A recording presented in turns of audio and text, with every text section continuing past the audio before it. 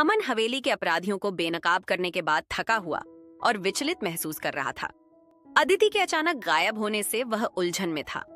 उसके हाथ में मिले संदेश ने उसे सोचने पर मजबूर कर दिया कि क्या वास्तव में अदिति जिंदा थी या फिर यह भी हवेली के रहस्यों का एक हिस्सा था।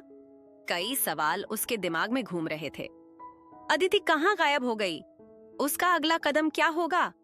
और सबसे बड़ी बात, वह खेल क्या था जो खत्म नहीं हुआ था। अमन अब इस रहस्य की गहराई तक जाने का निश्चय करता है। हवेली के तहखाने में उसे जो सुराग मिले थे, उनके आधार पर वह उन पुराने कागजों की जांच शुरू करता है। कागजों में कुछ अजीब नक्शे और संकेत थे जिन्हें वह पहले समझ नहीं पाया था, लेकिन अब उसे यकीन हो गया था कि यह नक्शा एक गुप्त जगह का रास्ता दिखा रहा है। अमन ने गांव के इतिहास के बारे में और जानकारी जुटानी शुरू की। उसे पता चला कि अदिति के परिवार के पास एक छिपा हुआ खजाना था जो सैकड़ों साल पुराना था, लेकिन यह खजाना सिर्फ एक मिथक माना जाता था। जिन लोगों ने हवेली के मालिक को मारा था, वे उसी खजाने की तलाश में थे। अदिति अब इस खजाने को खोजने और अपने परिवार के न्याय के लिए वापस आई थी। एक दिन अमन को अदिति से एक गुप्त संदेश मिला जिसमें लिखा था, अगर तुम मेरे परिवार का असली राज जानना चाहते हो तो पश्चिमी पहाड़ी के पुराने मंदिर में आओ। अमन बिना देरी किए उस मंदिर की तरफ निकल पड़ा। यह मंदिर अब वीरान था और गांव वालों के अनुसार यहाँ कोई नहीं आता था। मंदिर के अंदर का वातावरण भयानक और ठंडा था, जैसे कुछ रहस्यमयी ताकतें वहां छिपी हों। मंदिर में दाखिल होते ही अमन को एक पुरानी मूर्ति के पीछे छिपी एक सुरंग मिली। सुरंग के अंदर जाते ही उसे एक बड़ा कमरा दिखा जहां चारों तरफ अजीब प्रतीक और चित्र बने हुए थे।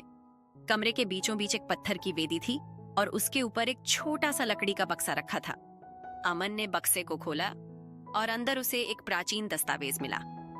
दस्तावेज में अदिति के परिवार के इतिहास और खजाने के बारे में पूरी जानकारी थी।